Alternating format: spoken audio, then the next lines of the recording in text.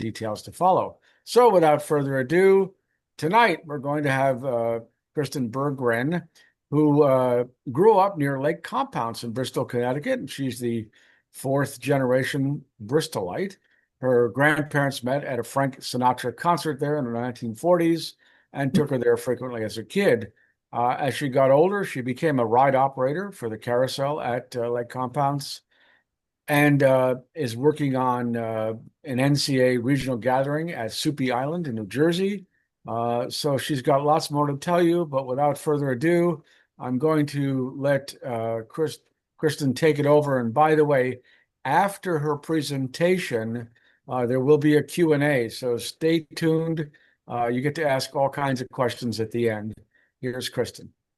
Thank you, Bob. All right, so I hope everybody's doing well tonight. I'm going to share my screen so that everybody can see. All right, the presentation. Can everybody see progress at the playground? Okay, so that's the cover. So I first visited this carousel 2 years ago, and it's very beautiful in a lot of ways, but it does need a lot of TLC, which we will talk about.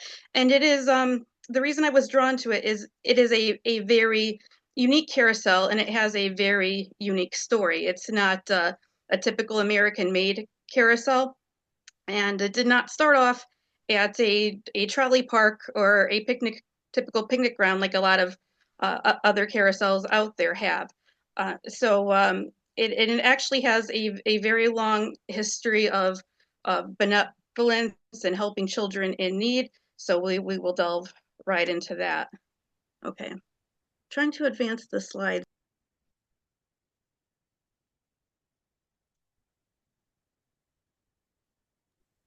Can you tap?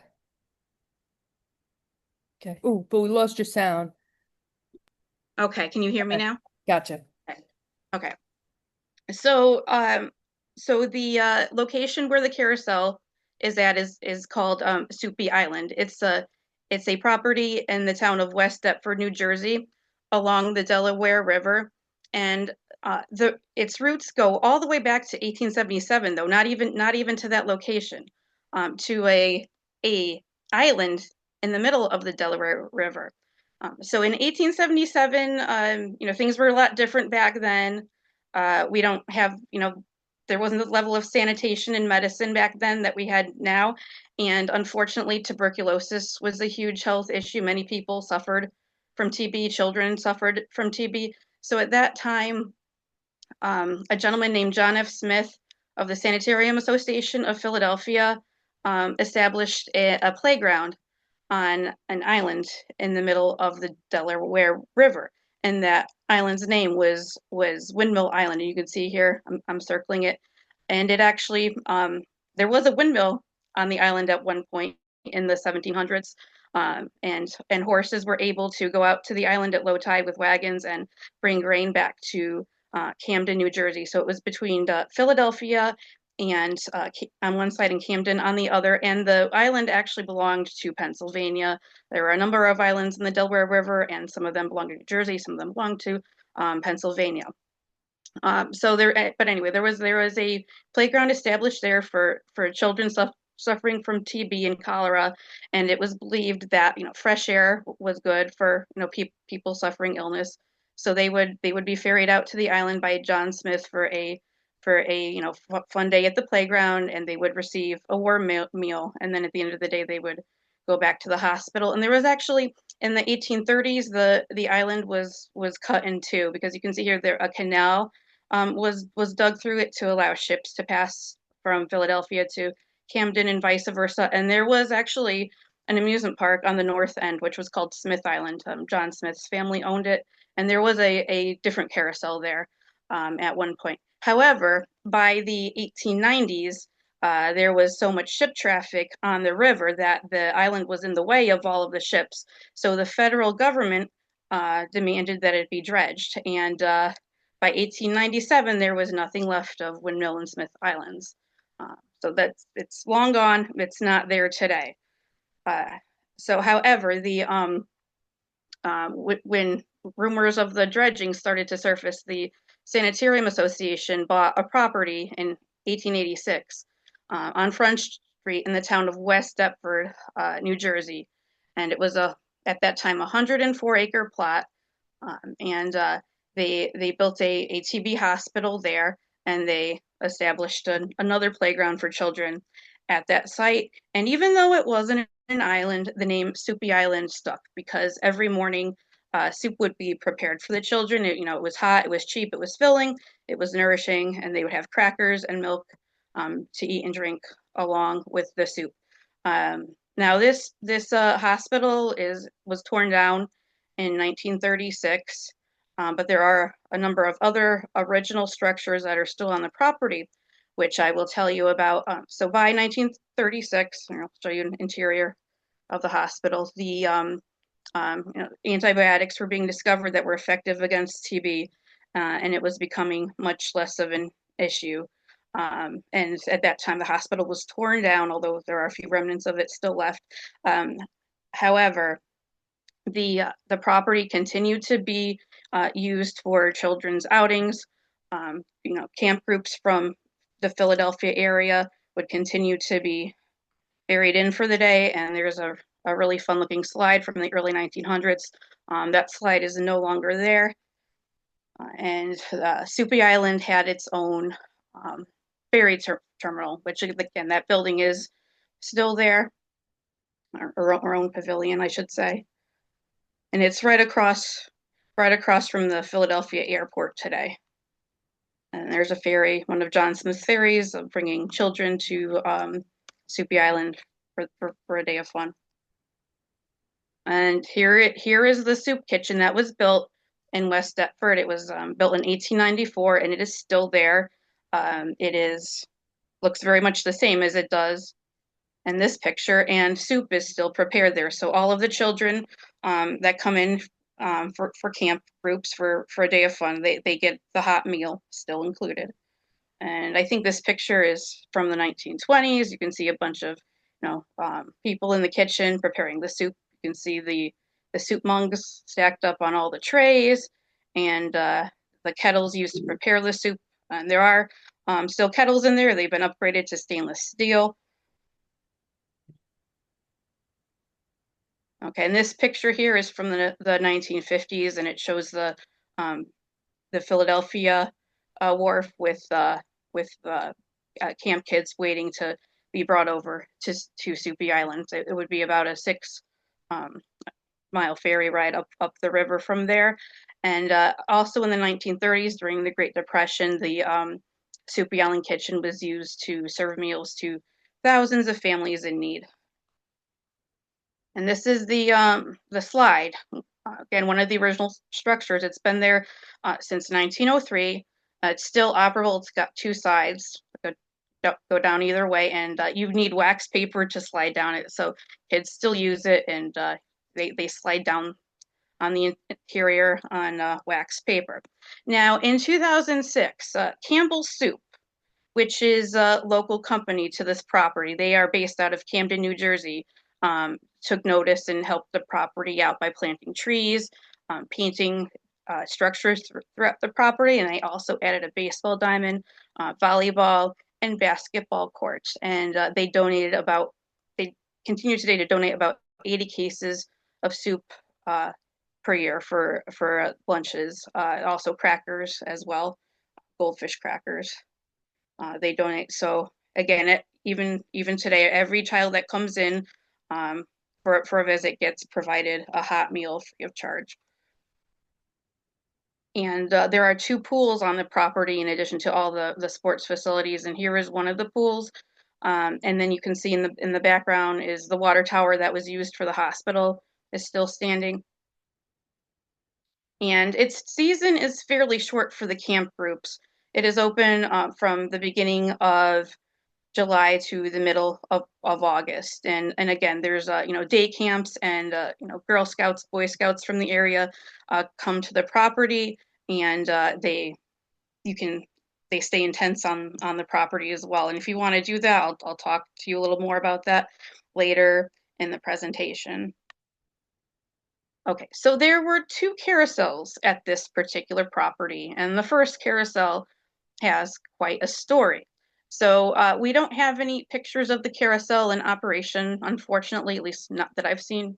If you have any, by all means, you can feel free to contact me. But this was the building. It was built in 1908, and we believe it was like a small steam-powered carousel. So maybe a dare or a Armitage Churchill, something like that.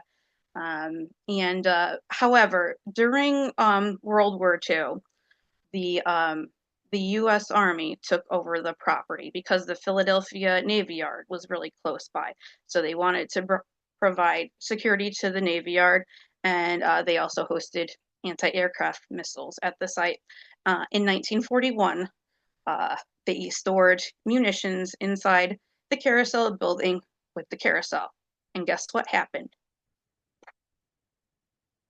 That poor little steam carousel uh, was lost. It apparently, I can't really picture this. It blew up.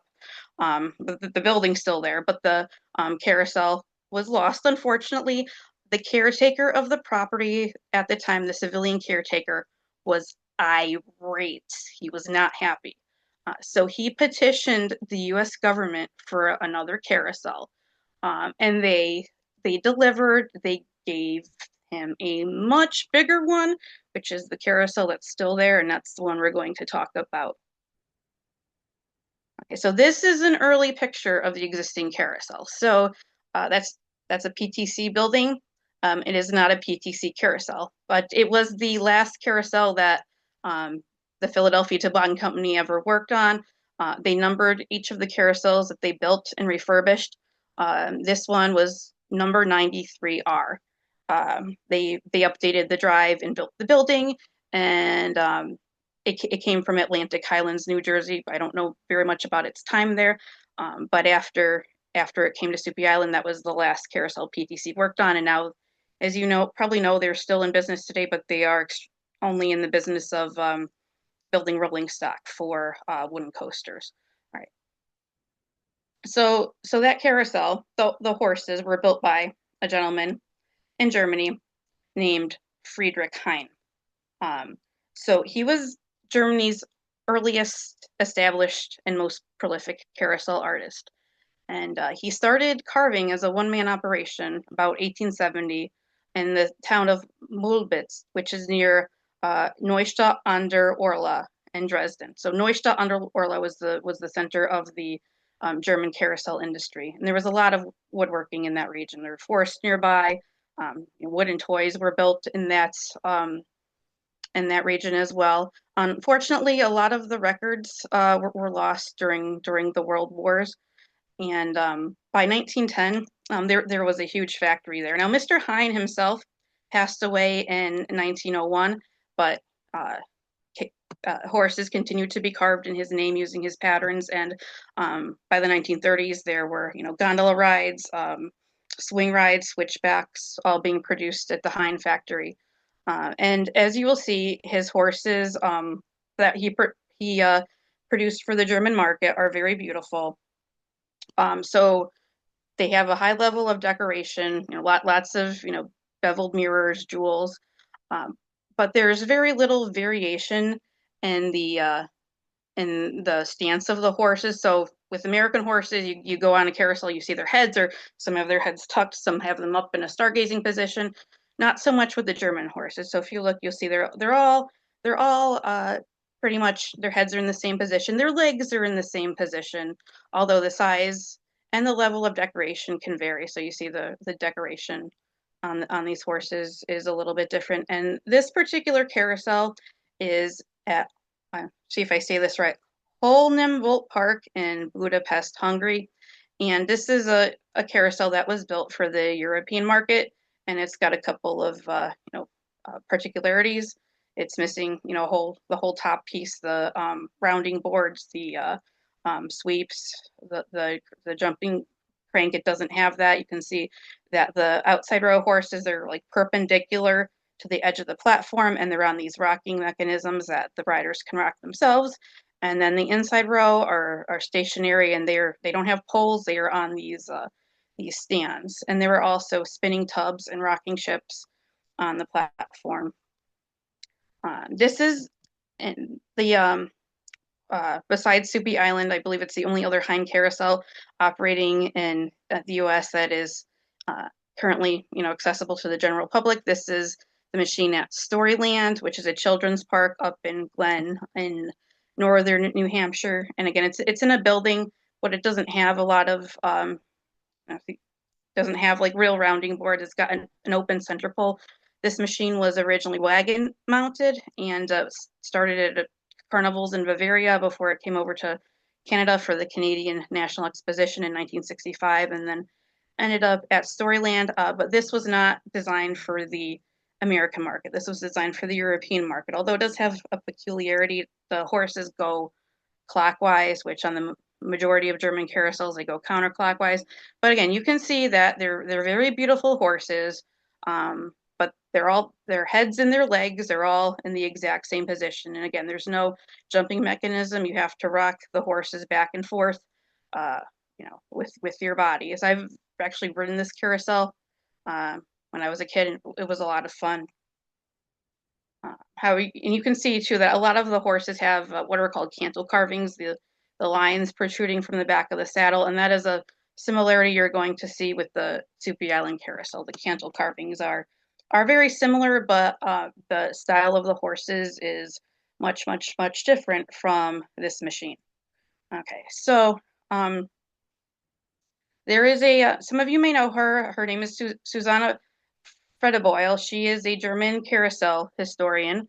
And in the early 90s, she was doing research on the Hind factory and received a few what were called strange photographs of Hind horses. So this, most notably this one. And you can see that the head on the horse is tightly tucked, and the mane is a totally different style than the typical German carousel horse mane. So again, with the German carousel horses, it's like somebody in Germany decide, hey, this is what the perfect horse should look like, and that horse was carved over and over with very few variations to the mane or the head. But this horse had some peculiarities. So she found this photograph, and then she found this that was in the Hind factory. And this is an advertisement from the William Denzel factory and in Philadelphia. So for those of you that don't know, William Denzel's father, Gustav, was one of the the earliest and most successful carousel manufacturers in this country. He was a German immigrant. He established the first carousel factory in Philadelphia around 1867. And there is, look at the horses. There's some variation in the way they're posed, the way their legs are, the way their heads are, the way their manes are.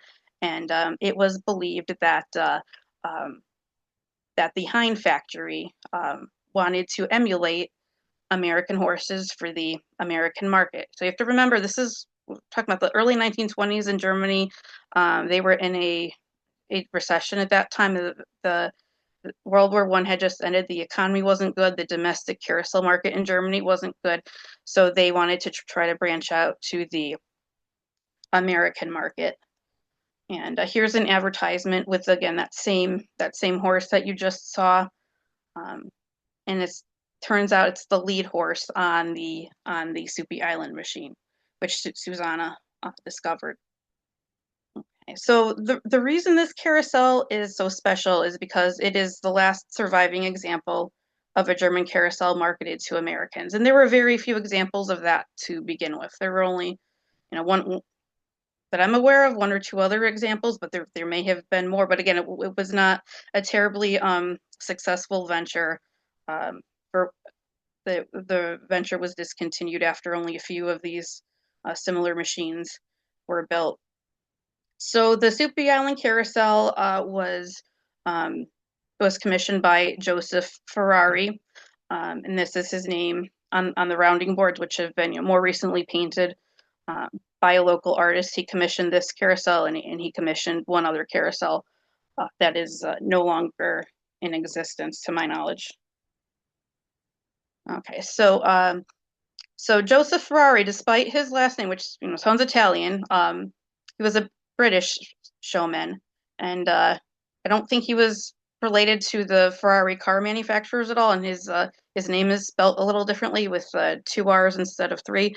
But he came he and his brother Francis worked with FC Bostock, who was a really successful traveling carnival showman. He had a very popular live animal show, and he traveled all over the United States. So Francis and Joseph Ferrari traveled with him. Unfortunately, um, Bostock died fairly young. He was only 48. He died in 1910, and he sold out his business to the Ferrari brothers a little bit prior to that. I'm sorry, no, he died in 1912. He sold out in 1910, I believe. And so Joseph and Francis continued to tour with the show for a while, and my research, they were very successful.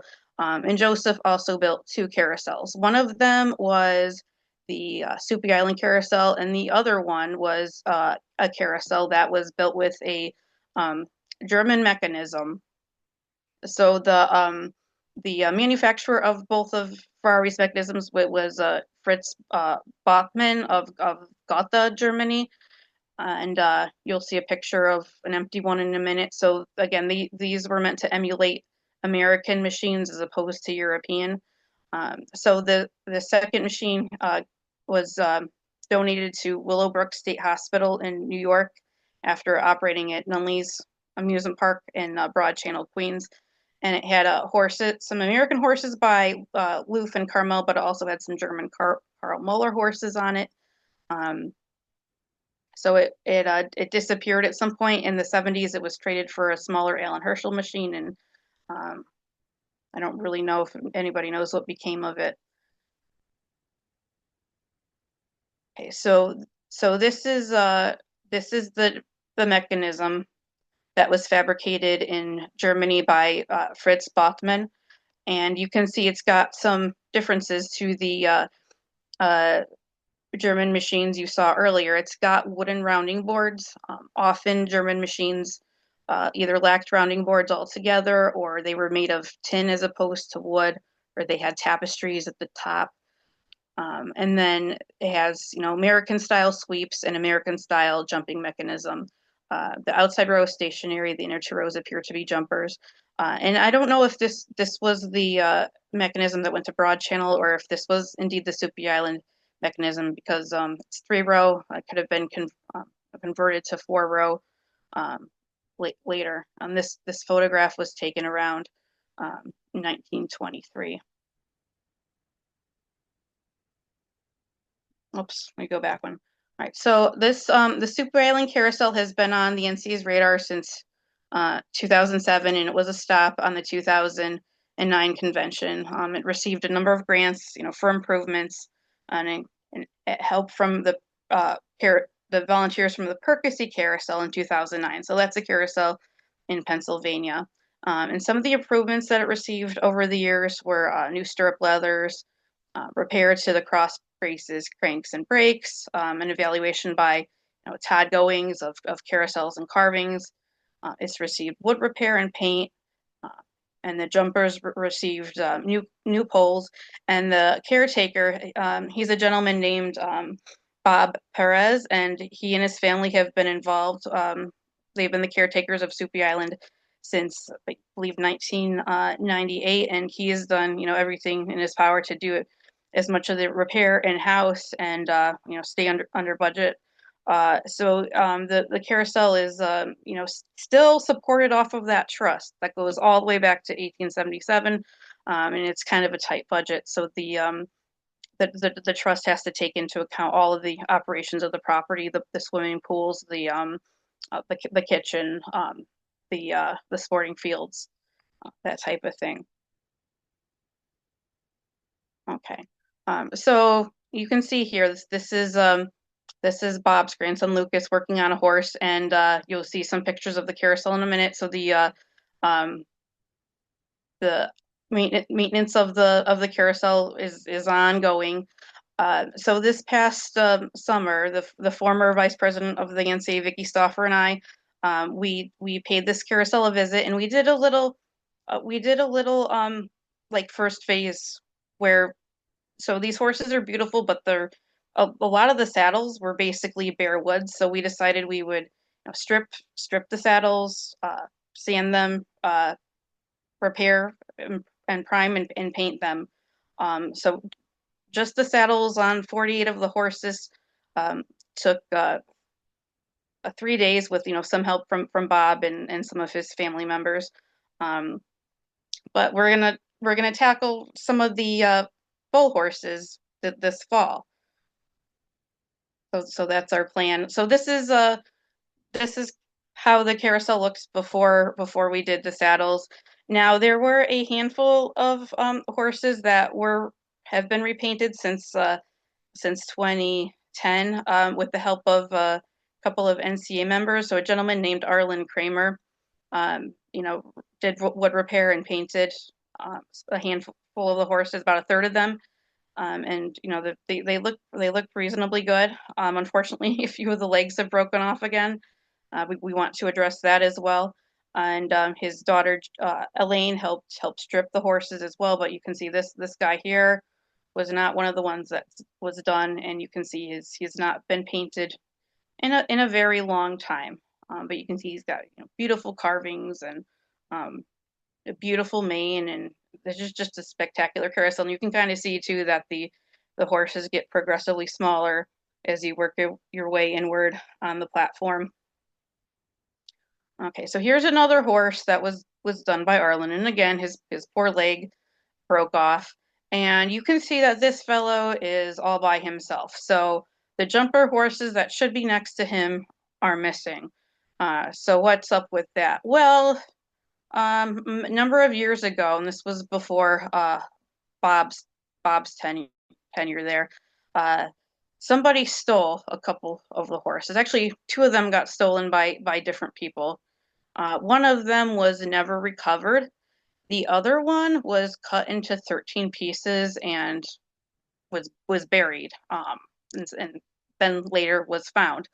Arlen did put it back together, and that horse is off site with another horse. And the reason those two horses are off the platform is because you have to balance the crank out. So if you were to put them on without the third horse, it would throw the balance off. So that's the reason for there being no horses in this spot. Could we fill it in the future? Yeah, that would be nice. I would like to see that happen. And this was on the belly of the first horse that Arlen painted, and his daughter Elaine helped strip. So unfortunately, Elaine passed away in 2019, not too long after the DC convention. She brought her grandkids on the conventions with her, which I thought was really sweet. I met her at the 2019 conventions, and Arlen himself passed away in 2022. Okay, and then you can see the center pole of the carousel. It's got beautiful oil paintings, but they're not in the best shape. It'd be nice to address that at some point down the road, but we're focused more on the figures here. So on the right, we have an outside row horse with, his head was repaired at some point. And something unusual about the heads on these horses is they all have aluminum ears. They don't have aluminum tails or legs, just aluminum ears, which is kind of unique. And this is a chariot, and it was German carved. The style of the wheels, with the scrollwork covering the top half, is very German in nature, but it meant to emulate the American carver. So I do get a little bit of like a Denzel vibe or a Herschel Spillman vibe when I look at this chariot. And this is, I believe, Arado, who is the Greek goddess of lyric poetry. She's often represented with a lyre, and this cherub on the right here. If you look closely, you'll see his trumpet is missing. That needs to be recarved. So this machine has two chariots on it, and they're just the secondary carvings on some of these figures is absolutely spectacular. So you have kitty cat and a dog carved into the breast strap of several of the outside row horses. And there's the rounding boards. Again, the rounding boards are in good shape. They've been more recently painted by a local artist. All right, and there is the lead horse. So that's the same horse that was in that advertisement that you saw for Hein earlier in the presentation. It's like a Rose Parade horse, and again, one of the ones Arlen has done more recently, and it's got a ram on the back of its saddle. How cute is that? And I know this is, we're doing this presentation in conjunction with the COAA. I bet some of you were thinking, did this carousel have a band organ? I'm sure at some point it did. I don't know anything about it, unfortunately. To my knowledge, I don't think it had one after it came to Soupy Island. But this is what it had. It's a it's a stereo from the 1970s, but since the Perez's have been involved in it, this has not worked. They've used just recorded music. And would it be nice for this carousel to have a band organ at some point? Absolutely. But again, that's a project for, a little bit farther down the road. Okay, so to strip the saddles, again, this is very old paint. It came off fairly easily with a carbide scraper or a triangle scraper. And again, we used PPE. This was kind of posed like while we were taking a break, because again, and you can see the drop cloths on the platform. They got covered with the old paint when we were done. Let me tell you. So it came off fairly easily. So that's me on the left scraping a horse, and then on the right you can see the saddle how it looked once it was scraped. And again, we did a total of 41 horses. And there's one of the cantle carvings. So I think that's supposed to be a lion. And then there's like a rounded scraper to get. And again, we stopped at the heads of the cantle carvings because you really need specialized tools to get into all the little crevices and remove all the old paint from that. So we were basically doing the seat part of the saddle where the kids would be sitting. But the back was a little rounded, so it did necessitate several different shaped scrapers in order to get the paint off. All right, all right. So, and also too, in April, this picture is actually from a little bit earlier in April. We test scraped part of an inside row horse to see, how easy it would be. And so here she is scraping just one side of a horse. And I guess it must be beginner's luck because lo and behold, on this particular horse, we did find some original paint.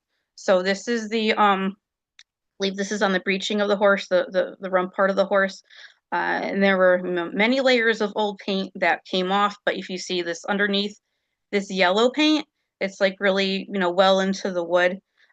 We think that's could be original, and it's got this like pinstriping, red pinstriping.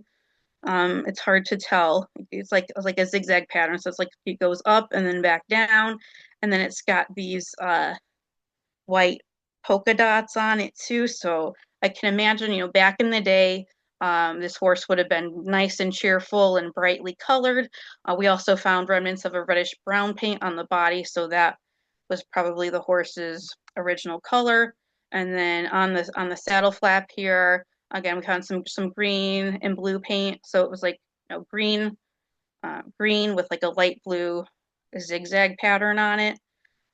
So when we went back in June, we did bring some conservators varnish with us. When we primed this particular horse, so we covered this paint in conservators varnish, so that way it is, under there if somebody down the road wants to, in paint the horse to look how it would have looked back in the 20s, that would have, the possibility exists.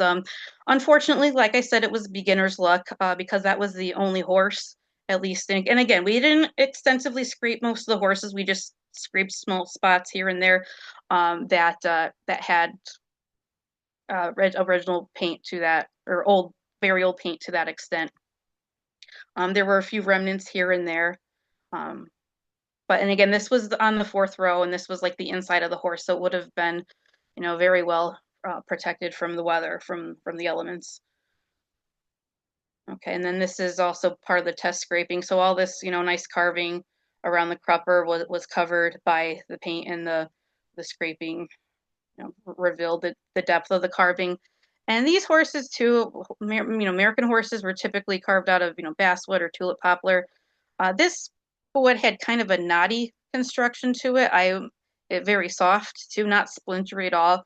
Now I was guessing it was made out of pine, but I don't know if somebody, I forget it was Susanna or was saying that it was a different kind of wood that grows in Europe but not here. So I don't know if that um but yeah, it was very the construction of these horses was very interesting. And also too, it does appear that there were some nails used in the original construction of the horses, particularly on the cantles, which normally that isn't done to prevent rust or and the wood rotting. But um, I thought it was like a somebody repaired it. It broke and somebody repaired it. But when I looked at all the horses, they all had nails in the exact same spot, and they all looked like they were, professionally placed. So they don't really appear to be, causing any issues in the horses. So they'll probably be left in.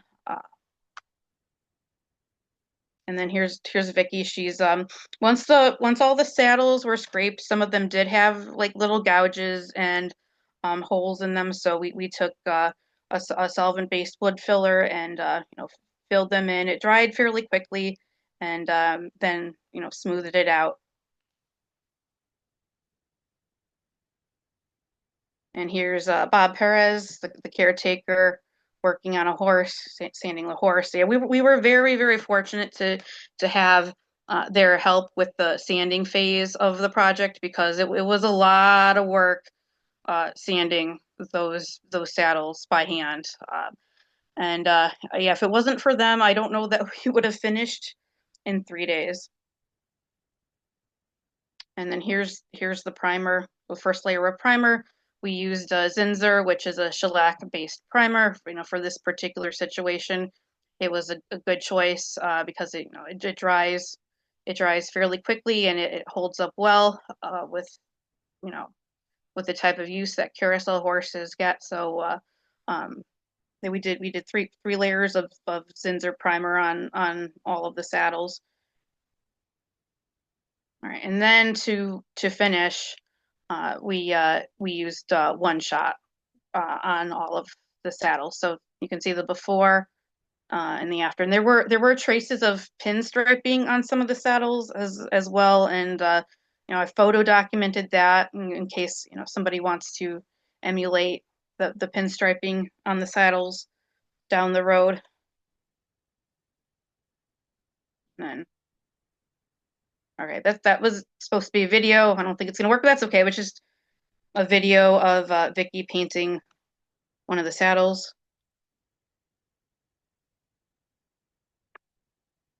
Okay. And there we are on the last day. So the saddle is nice and shiny and the wood is protected. So the children that ride it, they'll have nice newly painted surface to sit on. And Vicky's like, I'm about done. I've had it. Let's go home. Let's take a break. And you can see again all the paint that came off these horses. And also too, the wood structure, the wood is structurally in very good shape. It's very sound, but there are a number of chipped hooves, really mostly the hooves that might need a little bit of help. So this hoof here, a piece came off and has been glued back on. And then unfortunately, some of the legs have broken off. As far as the whole legs go, they were all, Bob has them all. They just need to be reattached. And here's a little bit of damage around where one of the stirrup hangers should go, although that's not too typical. Most of those were in good shape. All right, so I will take some questions in a few minutes here, but this is just a quick background about how you can help. So this project was made possible by a private donation, and it's going to take place between October 10th and 13th. The bulk of the project we're aiming for the 11th to the 12th.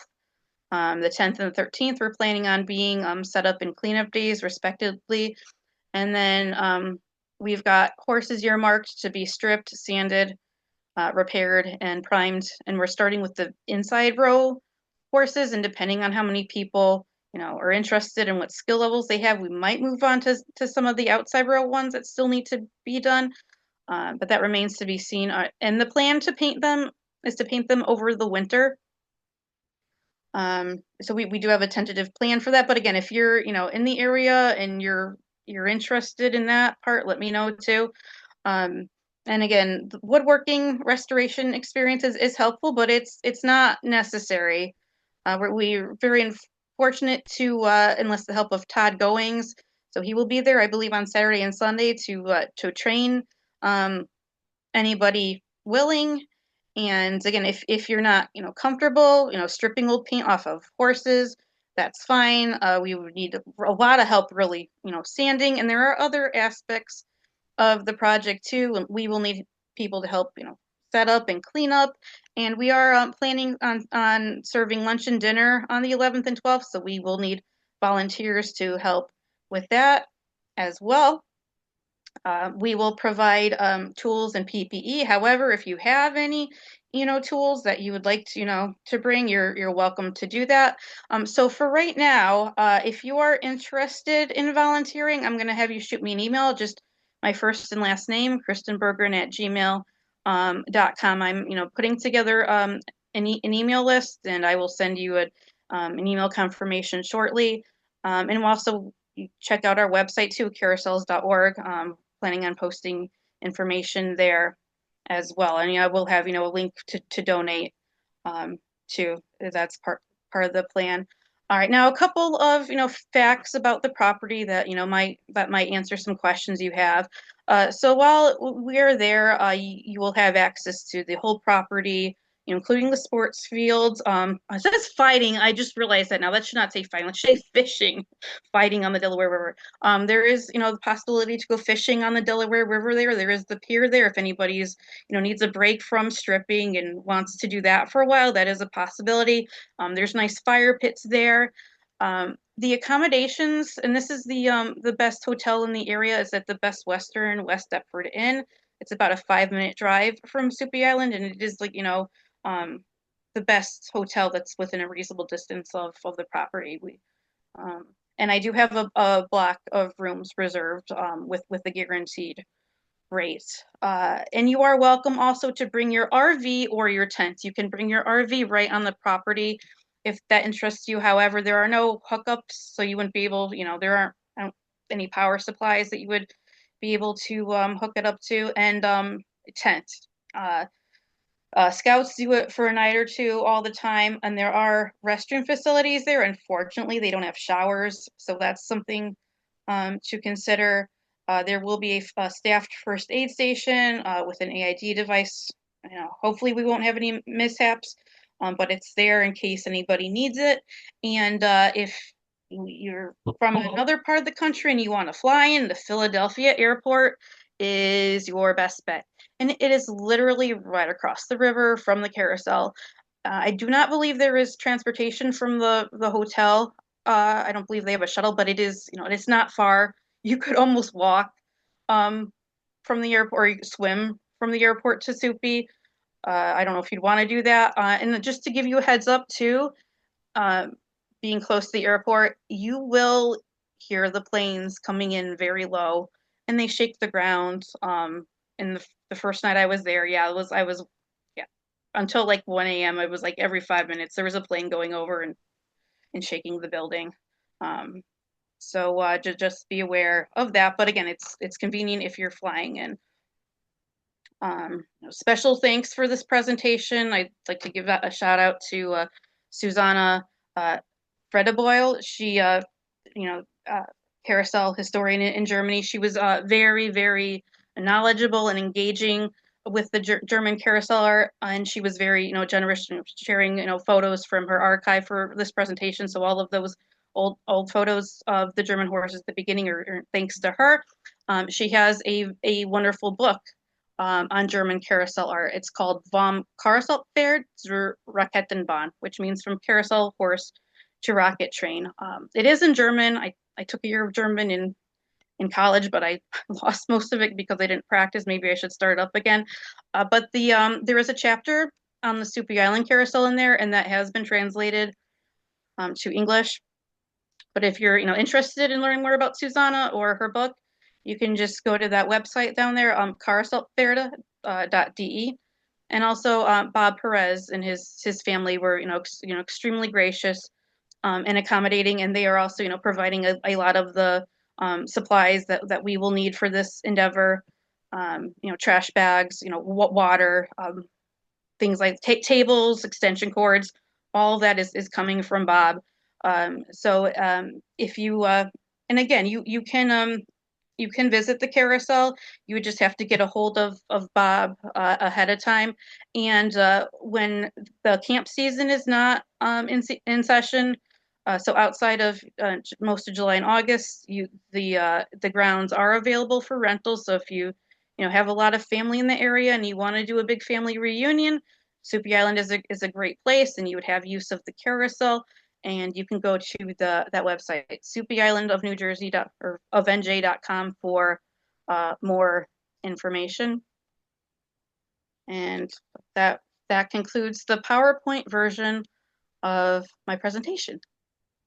Thank you, Kristen. Great presentation.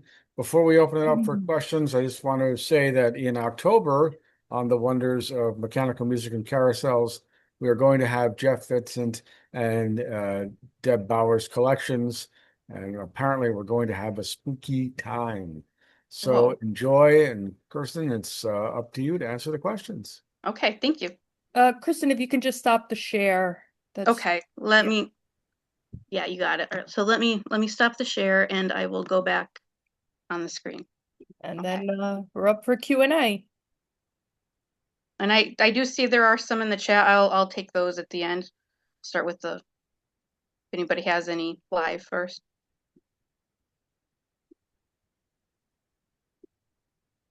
Okay, Donna Roberts says great presentation.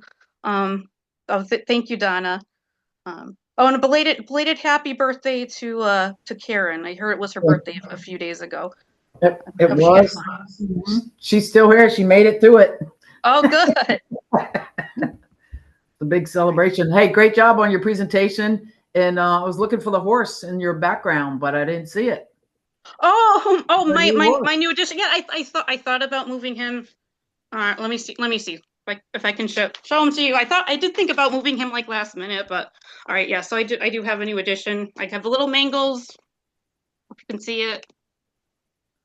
Yeah, there he is. There he is. Yeah. So there's Yinzer. So I actually funny story. I got him on a Christmas tree stand right now. It works surprisingly well. I do want to get him a nice custom made stand at some point after he gets repainted, but that's another project for later in the fall after this. Okay. You have somebody asking for the dates for the cleanup, like for the volunteering for the cleanup. Yes. So the cleanup day would be the 13th. That would be the Monday. That would just be to wrap the project up, finish it up, and then yeah. So you saw the drop cloths and the pictures. There's going to be a lot of that, a lot of paint everywhere. So that's the more help we can get with that, the better. But there's going to need to be cleanup at certain points throughout the project too. After the meals and after certain phases are completed. I'm not sure if it's going to be like everybody strips at once, or if it's going to progress gradually based on the particular horse and people's ability level. Everybody works at a different pace. So but yeah, the primary cleanup day would be on the 13th.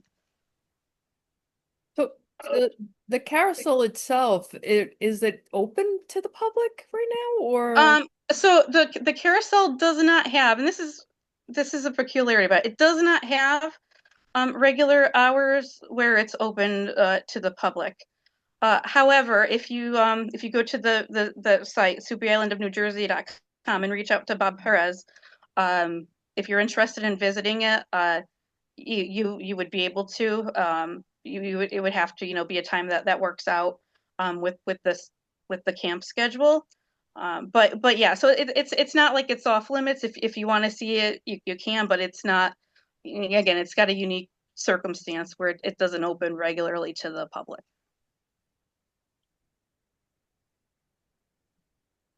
Okay. Let me read some. Okay. All right, my chat's not coming up. Well, you have a few people congratulating you on the Okay. presentation, All right. but yeah, I'm not seeing too many Thank more you. questions in there. Okay.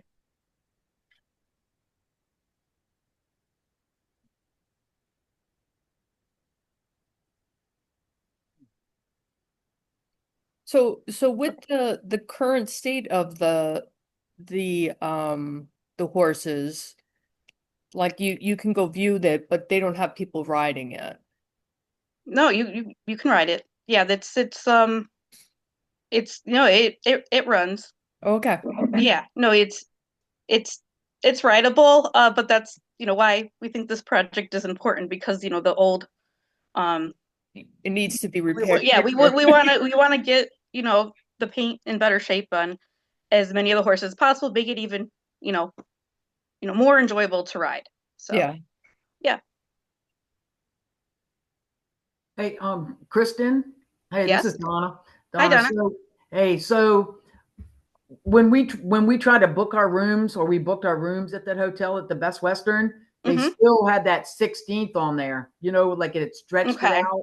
All right, I'll have to call them again. Yeah, my apologies. It should be the yeah. Donna already sent her the link. It was going from the 10th to the 16th. It should be the 13th, but yeah, I'll call them again tomorrow. But if you just change the 16th to the 13th, or whenever date you're leaving, that should that should it Yeah. should So still I go just wanted through. you to address that with the group in case anybody makes their reservations and they see that there's like, Okay. it extends it out a few days. But otherwise, if it's fixed, I don't know. We did it, I guess a week or two ago. Okay. All right. Yeah, I'll check on that. And thanks for the feedback. I'll give them a call if it hasn't been fixed. Okay, Okay. great. Yep. Kirsten, may I ask a question? This is Barbara Charles. Hi, Barbara. Hi, how are you? Thanks. This is a Bothman carousel with hind figures, I think Mm-hmm. would be the way to describe it. Um, and you've really emphasized hind for the figures. How much have you looked at the mechanism and the frame, and how much do you think is Bothman? I mean, is there any way? Because hind would have been a sub, I assume. So like how much of the frame is actually German Well, manufacturer? Well, Bothman. That's yeah, well, when I first saw the mechanism, Barbara, I was not knowledgeable at all. To me it looked like, an American mechanism with German horses, and um the the the photo from Susanna, looks like a very similar machine, but it was manufactured in Germany. So to my knowledge, PTC, when they restored it, they did some work on the drive mechanism. So that, to my knowledge, that's American, but the structure, from what I've been able to figure, that was from Germany. yeah, I think it'd be great if Todd would analyze that, because my experience working with Todd, he can just, almost look at every separate piece of a carousel and Hmm. say, this is this and this is that. Yeah. Yeah, yeah, no, it's just a mystery. Yeah, bit of a mystery. I mean, we know how it came together, but it's just like people have asked me, like, why would you have your pick of American manufacturers here? Why would he want, a German made machine? And the answer is, he was a showman. He maybe wanted something a little bit different than the next guy, and that's how this machine was, what came into being. Yeah. But yeah, if those, I always say, if those horses could talk, I bet they'd tell some great stories. Yeah.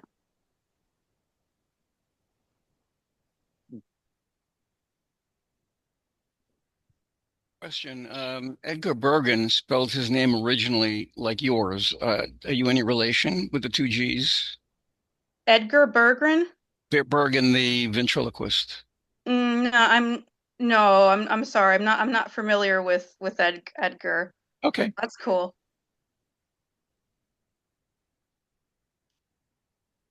Be typing. Hi, Roland. Oh, hi. I just wanted to say I loved your organization and all the background. Even though I was part of that NCA visit, I never heard all the details. And also, I want to grab a moment just to say hello to all my friends, who I presume are in the audience, Barbara included, and say that for those who don't know, I'm still alive. I'll be 91 on August 13th. And I'm delighted to be alive and still active in carousel stuff. Oh, thank you so much, Happy Roland. birthday. Thank you for the feedback and happy early birthday. Thank you. Yeah, my grandfather down in Florida, he just turned 91 about a week ago. So yeah. Yeah. Carousels keep you young. I'm sorry. Carousels keep you young. They do, that's for sure. No, it just seems like yesterday I was like a kid in college and on the Lake Compounce carousel, and how I got into carousels was when people would ask me the craziest things like you wouldn't believe. Like I had somebody ask me when I was operating it, is it true that a rattlesnake came out of a horse and bit somebody? And I was like, what? And I did, a little research, and it's like, oh, well, the bellies are hollow. Yeah, snake skins have been found in there. That could theoretically be possible, but it's just an urban legend. There was no newspaper articles, to that extent. Although there are a population of eastern diamondbacks on Lake Compounce Mountain by the lake there. Fortunately, I never saw one. But yeah, it kind of fell down a rabbit hole after that. And here I am 20 years later. It's hard to believe it's been 20 years. Let me ask what the involvement is with Campbell's Soup now. So Campbell's Soup, and again, they don't they provide the soup for the meals. So they're still doing that. Yes. And they're not, yeah, so like about, was it 80 cases of soup a year? They're still doing that, and I don't think they do the goldfish crackers anymore. I don't know if it's saltines or something else, but they still provide some kind of cracker as well. I don't know any specific like projects they've been involved in recent years, although I could ask Bob. But yeah, it's basically being a local company and that property having a history with soup, they kind of just have like a beneficial relationship with the property. So Most likely supersized cans. oh yes.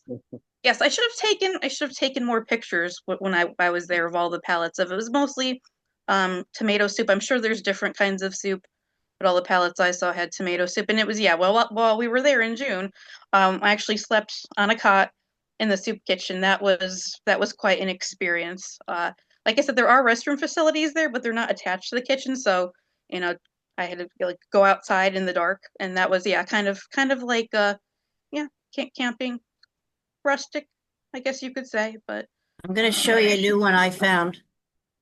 Ah, nice. Something I've never seen. It says a special edition. Are the Campbell kids still painted on the outer part of there used to be like a border around the carousel, a fence? oh, with paintings of kids, is that what you said? Campbell's kids. Campbell's kids. I'm not sure. I would have to go and take another look. That doesn't ring a bell.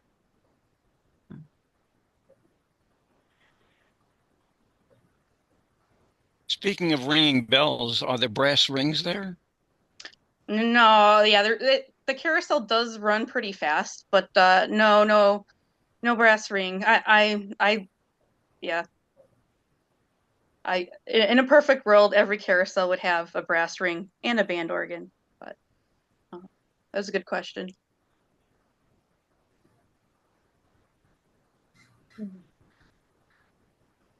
I don't know if you can hear me. Yeah, I can hear you. My sound's on.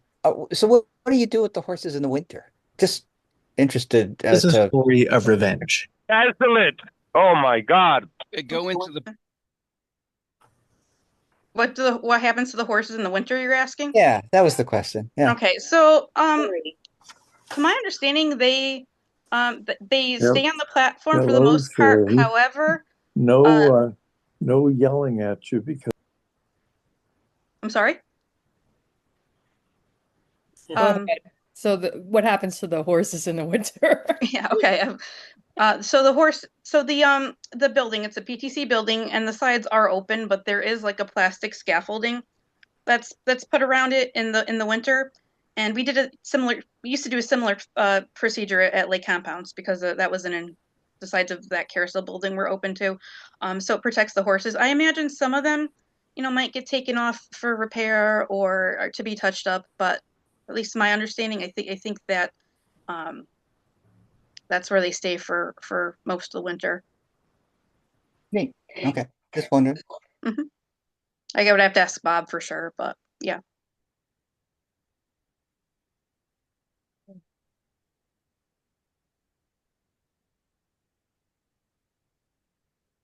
Does anyone else have any additional questions or comments?